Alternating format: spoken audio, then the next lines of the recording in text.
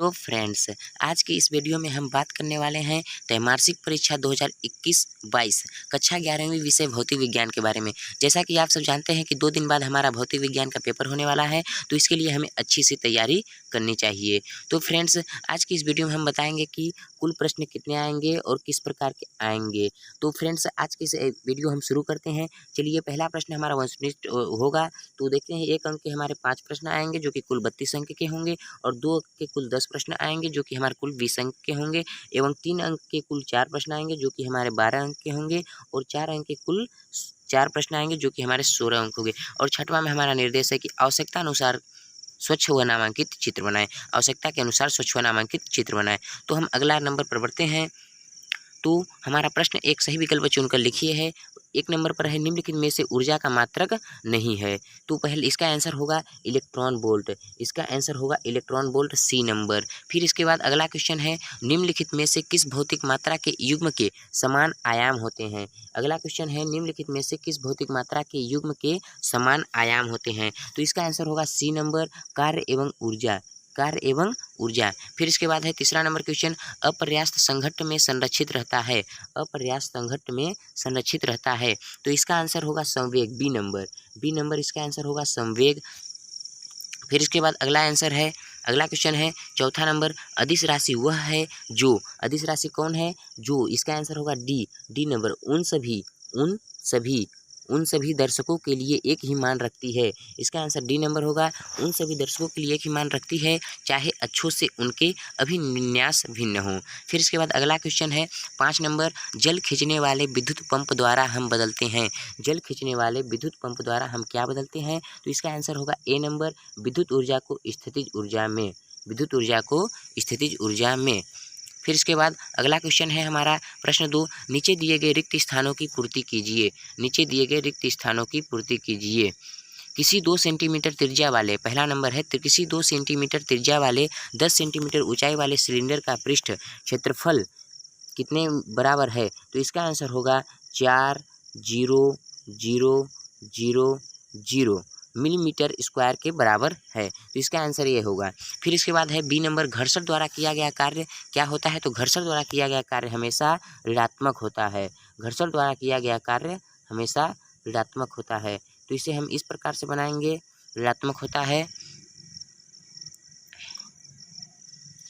ऋणात्मक होता है। तो हम इसे इस प्रकार लिखेंगे, घर्षण द्वारा किया गया कार्य ऋणात्मक होता है। तो इसका आंसर होगा ऋणात्मक। ये देखिए फ्रेंड्स, ऋणात्मक, इसका आंसर ऋणात्मक होगा। और फिर सी नंबर क्वेश्चन है, 1 kg m square s minus square बराबर, इसके बराबर कितना होगा। तो इसके बराबर हमारा होगा 10 के पावर 7, 10 के पावर 7। इसके बराबर हमारा आंसर होगा 10 के पावर 7, 10 के पावर 7। इसका आंसर होगा हमारा 10 के पावर 7। फिर अगला क्वेश्चन है, शून्य सदिश एक ऐसा सदिश होता है जिसका परिमाण एकांक होता है। जिसका परिमाण एकांक होता है।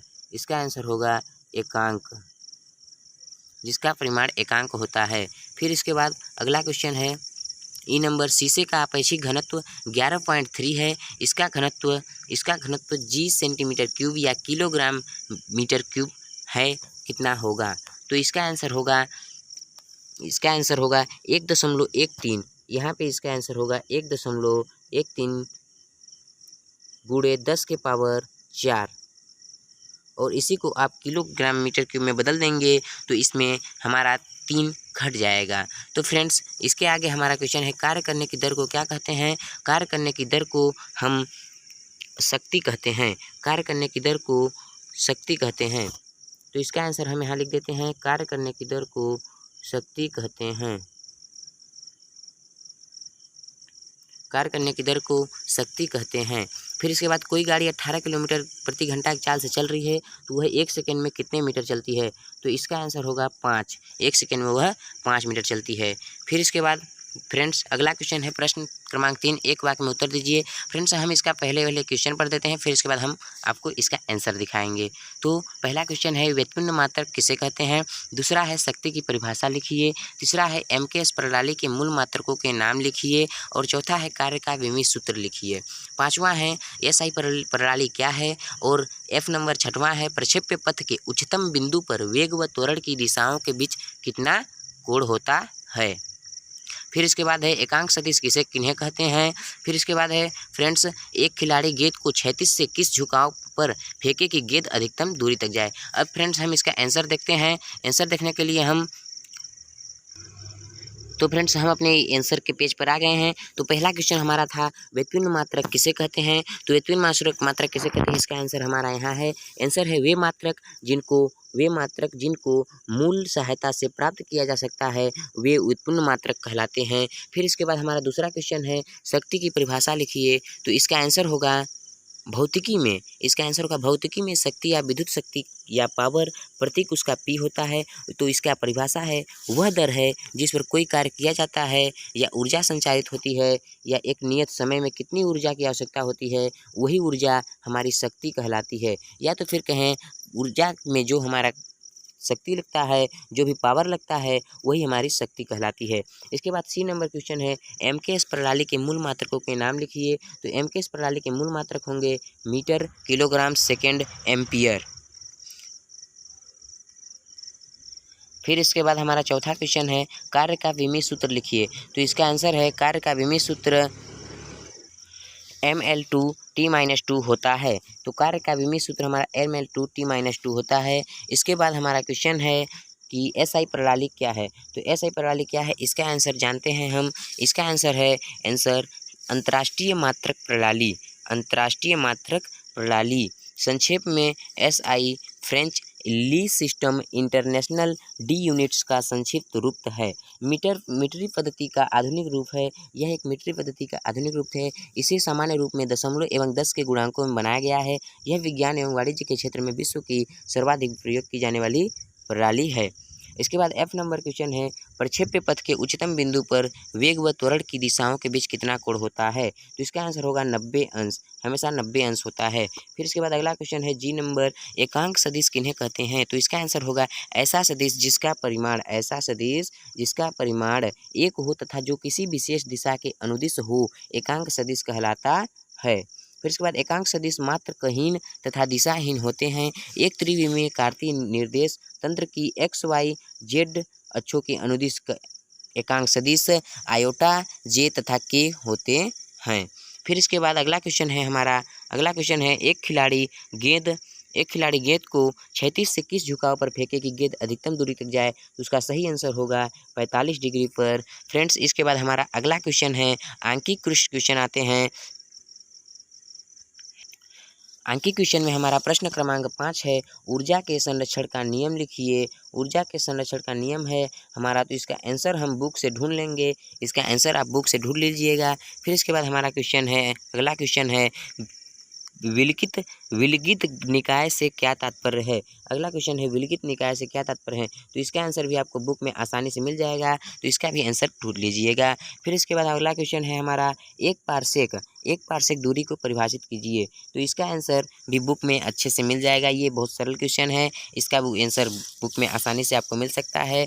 फिर इसके बाद अगला क्वेश्चन है हमारे पास सिद्ध कीजिए कि मुक्त रूप से गिरती किसी वस्तु की कुल यांत्रिक ऊर्जा अचर रहती है। ये सब क्वेश्चंस आपको बुक से मिल जाएंगे, बस मैं आपको क्वेश्चंस यहाँ बता दे रहा हूँ।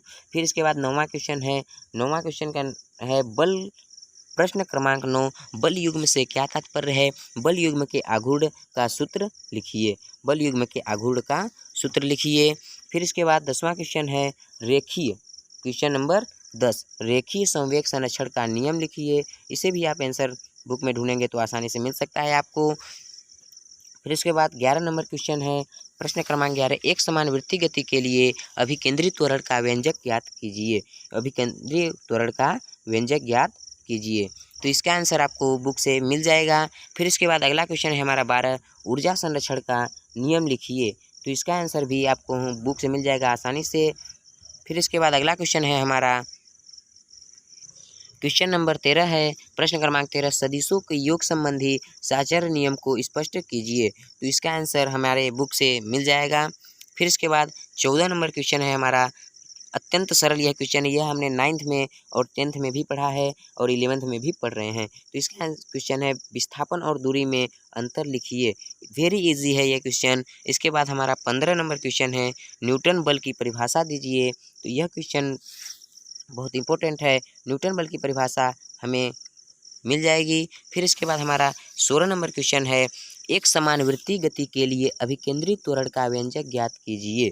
तो इसका आंसर हम बुक से देखकर लिख लेंगे।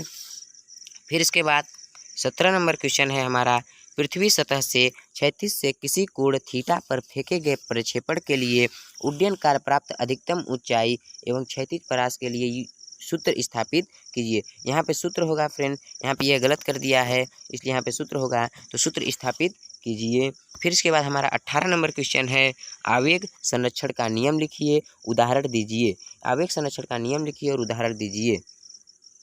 फ्रेंड्स इसके बाद ये हमारा लास्ट क्वेश्चन है। इतना अगर आप याद कर लेते हैं तो आपका 90 मार्क्स इम्पोर्टेंट से इम्पोर्टेंट जरूरी से जरूरी एकदम आएंगे आपके मार्क्स, इसलिए आप इसे याद कर लीजिए और इसे ज़्यादा से ज़्यादा दोस्तों में शेयर कीजिए कि आपके दोस्तों के भी नंबर अधिक आ जाएं। और फ्रेंड्स चैनल को सब्सक्राइब कर दीजिए कि कोई भी अगर वीडियो अपलोड करूं किसी भी सब्जेक्ट का, अगर पेपर एकदम कंफर्म लीक हो जाता है तो आपको सबसे पहले वीडियो हमारे चैनल पर मिल जाएगा, इसलिए हमारे चैनल को सब्सक्राइब कर लीजिए। इसी के मनोकामना के साथ जय हिंद, जय भारत।